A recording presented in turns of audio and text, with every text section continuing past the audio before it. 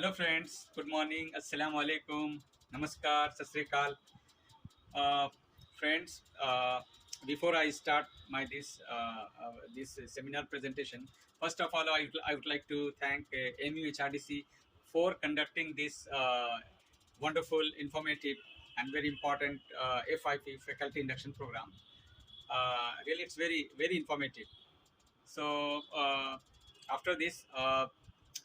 I want seminar. I want to present my seminar today on the topic which was given by HRDC, MUHRDC, in the form of food for thought.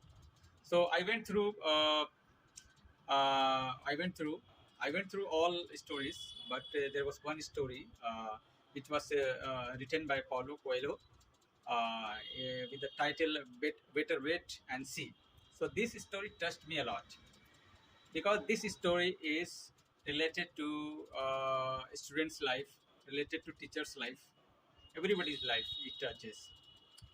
So, so this story belongs to those who, uh, after continuous effort, they get disheartened.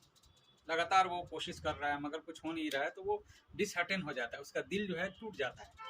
तो उन्हीं लोगों के लिए ये story है, उनके उनके लिए बहुत अच्छी स्टोरी है, वेरी मोटिवेटिंग। इससे मोटिवेट हो सकता है इंसान। और तो देखिए, actually this story is about patience and perseverance.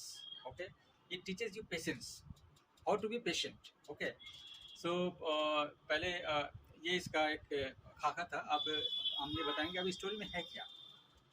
देखिए, स्टोरी में ये है कि जो चाइनीज़ बम्बू है, ये चाइनीज़ बम्बू तकरीबन 5 साल और 26 वीक्स, ये टोटल अपने का पीरियड है इसका टोटल ग्रोथ का, जिसमें वो 90 फीट तक जाता है।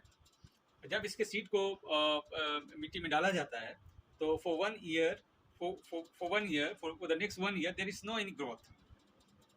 For second year, only there is a small shoot, but there is no proper growth, and it is seen in the other plants. Okay, only small shoot, only very small shoot.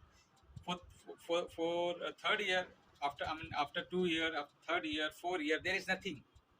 After 5 year, कोई किसान है अगर वो 5 साल तक wait कर रहा है, 5 साल तक पानी डाल रहा है, उसमें उसमें कोई ग्रोथ नहीं है, तो क्या होगा? उसका दिल टूट जाएगा।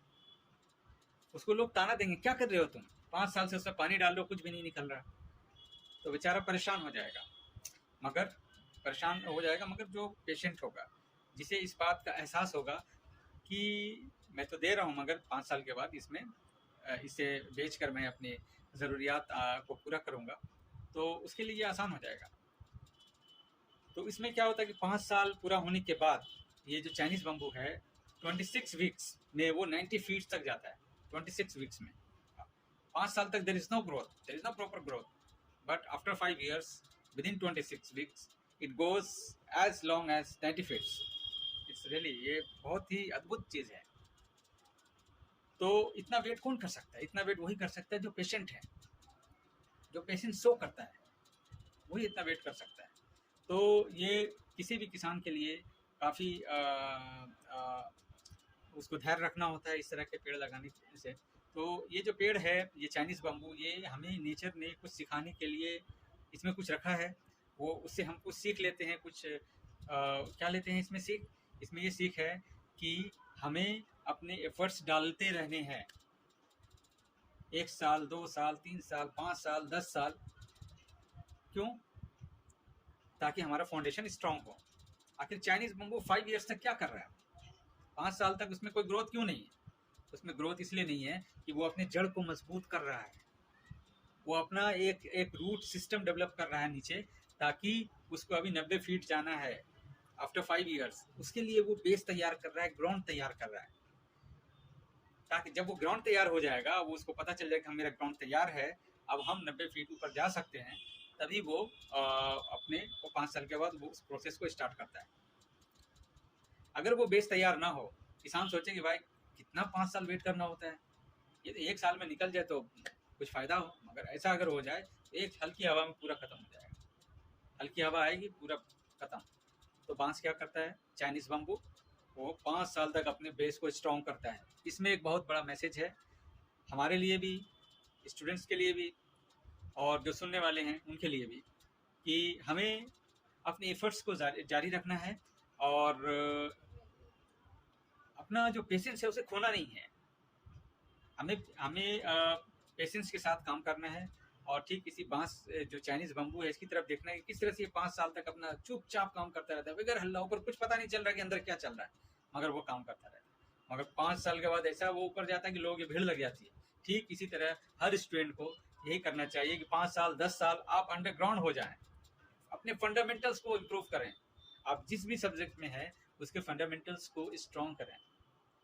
फिर देखिए आप जैसे भी सवालात आएंगे, आपके यूपीएससी के सवालात होंगे, आपके यूपीपीसीएस के सवालात होंगे, आपके बीपीएससी के सवालात होंगे, नेट जेआरएफ के सवालात होंगे या लेक्चरशिप के इंटरव्यू के सवालात होंगे, आपसे कोई भी सवालात आपको रोक नहीं पाएगा। आप आराम से उसको टैकल कर लेंगे।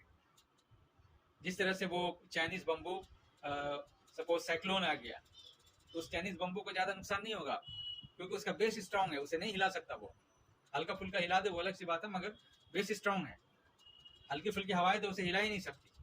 ठीक उसी तरह से अगर एक स्टूडेंट का बेस स्ट्रांग है, उसका रूट सिस्टम डेवलप है, उसका फंडामेंटल्स क्लियर है, तो चाहे सवालात कैसे भी हों, वो सवालात समझिए साइक्लोन की तरह आ रहे हैं उसकी तरफ, तेज हवाओं की तरह आ रहे हैं, तो वो उसको हिला नहीं सकते। क्यों? क्योंकि उसका फाउंडेशन स्ट्रांग है, वो हर सवालात का जवाब दे सकता है।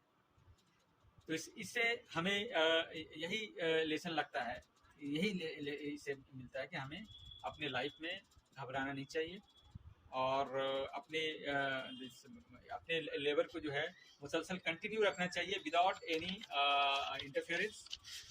और उसके अलावा